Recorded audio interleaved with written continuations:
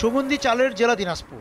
দিনাজপুরের কাটারিভোগ চালের ভাত এবং কাটারিভোগের চিড়ের স্বাদ এখনও কারো জিভে আছে কিনা জানি না, তবে নতুন করে এর স্বাদ নেওয়া সৌভাগ্যেরই বলা চলে, কারণ এই আদি ধানের চাষ কমে গেছে।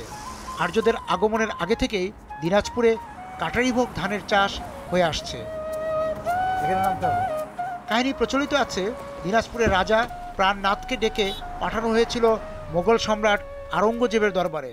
রাজা প্রাণনাথ সম্রাটের সঙ্গে দেখা করতে হিরে, পান্না, স্বর্ণমুদ্রা ছাড়াও কাটারিভোগ চাল সঙ্গে নিয়ে যান। সম্রাট হীরা, পান্না উপঢৌকন হিসেবে পেয়ে যতটা না খুশি হয়েছিলেন, তার থেকে বেশি খুশি হয়েছিলেন কাটারিভোগ চাল পেয়ে। এই খুশিতে সম্রাট প্রাণনাথকে মহারাজা উপাধিতে ভূষিত করা হয়।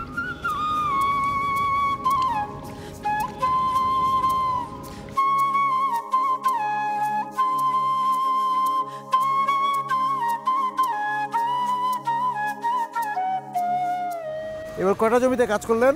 আজকে ধরে 3টা গৃহস্থ ভাই। তা প্রত্যেকে মৌসুমে কয়টা গৃহস্থ করতে পারেন? 20-25টা। এই কাজ শেষ হলে তারপর কি করবেন? সার ছিটাবো, জমিতে বীজ ছিটাবো। একদম ওই যে ধান ওঠা পর্যন্ত চুক্তি আপনাদের সাথে? না, ধান কাটা পর্যন্ত চুক্তি। আচ্ছা, তারপর হাজিরা কাজ করব। ও তারপর আবার অন্য গৃহস্থের কাছে হাজিরা? হ্যাঁ। কোথায় কোথায় যান আপনি বলেন তো?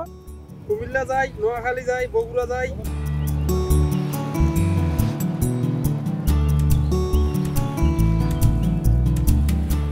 আদি কাটারিভোগ চাল বিরল, তেমনি বিরল হয়ে উঠেছে সনাতন চালকলের চাতালে ধান পাওয়া বা হাস্কিং মেশিন চালু দেখতে পাওয়া। দিনাজপুরে হাস্কিং ও অটোসহ মোট রাইস মিলের সংখ্যা প্রায় 1600। এর মধ্যে অটো রাইস মিল 250টি, সেমি অটো রাইস মিল আছে 5 শতাধিক। অবশিষ্ট 1000-এরও বেশি রয়েছে হাস্কিং মিল ও চাতাল। অটো রাইস মিলের ধানের খিদে মেটাতে গিয়ে হাস্কিং মিলগুলোকে এখন থাকতে হয় উপসে।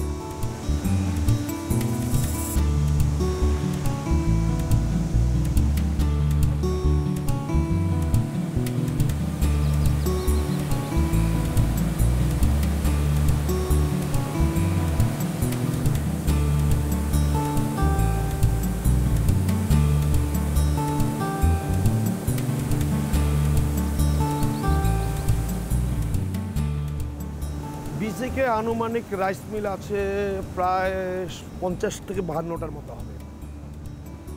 সব অটো? হ্যাঁ, হাস্কিং আছে কিছু, বাট অটো রাইস হাস্কিংগুলি বন্ধ এখন? 50-52 হাস্কিংগুলি বন্ধ এখন? হাস্কিংগুলি এখন বন্ধ আছে, কারণ যে চালের যে ডিমান্ড, হ্যাঁ, সেই ডিমান্ডগুলো অটো রাইস মিলে ফুলফিল করে, কারণ হাস্কিং মিলের চালের পালিশের যে কোয়ালিটি সেটা এখন আপগ্রেড না। দিনাজপুর তো চালের শহর এবং ঐতিহ্যগতভাবে চাল উৎপাদন করে, সেই জায়গা থেকে আজকে ধরেন হাস্কিং মিল, চাতাল থেকে আরম্ভ করে অটো রাইস মিল পর্যন্ত আসার বিষয়টা যদি আপনি একটু বলেন। প্রথমে ছিল আগে ঐতিহ্যগত ঢেকি ছাটা চাল, ঢেকির পরে যখন হাস্কিং মিলগুলো আসলো, স্বাভাবিকভাবে এই ধানগুলো হাস্কিং মিলে চলে গেল। হাস্কিং মিল থেকে এরপর একটা মিডিল স্টেজ ছিল মেজর। আচ্ছা, মেজর মিলগুলো তখন তারা চাটালের ধান শুকাতো, ক্রাশিংটা হতো তারা অনেকটা সেমি অটো টাইপ আমরা বা মেজর বলি। এরপরে যুগের প্রযুক্তির উন্নয়নে চলে আসলো অটো রাইস মিল। আমার জানা মতে দিনাজপুর জেলার হাস্কিং মিল টোটালি হলো 1550 আনুমানিক, আর অটো রাইস মিল হলো আপনার 200 থেকে 250। ঠিকই আছে কতগুলো এখন? গোটা জেলায় হয়তো 200 থেকে 300 চালু আছে, আর বাকি 1200 বা 1300 টোটালি বন্ধ হাস্কিং। হাস্কিং। আর অটোগুলো সব চালু আছে? অটোগুলো আপনি মোটামুটি 60-70টা ডিফল্টার হয়ে চলে গেছে।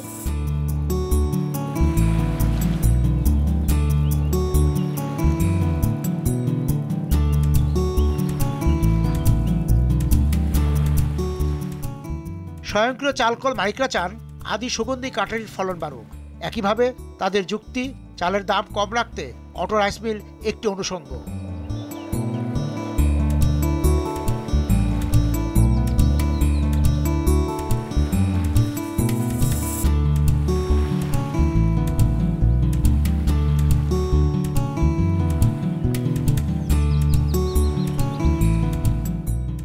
এখানে তো মাঠের পর মাঠ ধান হচ্ছে, ধান হয়েছে, আবার ধান বপন করা হচ্ছে, কিন্তু এই যে হাস্কিং মেশিনগুলি দেখলাম যে বা চাতালগুলি বন্ধ দেখছি, খালি চাতাল।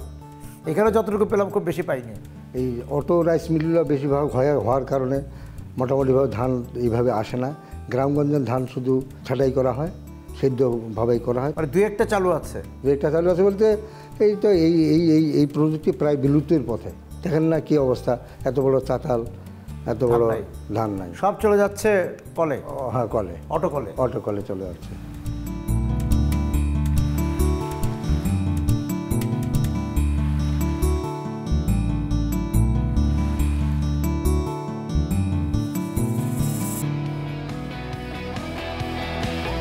বিকাশে কম খরচে ক্যাশ আউটের লিমিট বেড়ে 50,000, প্রিয় এজেন্টও 2টা।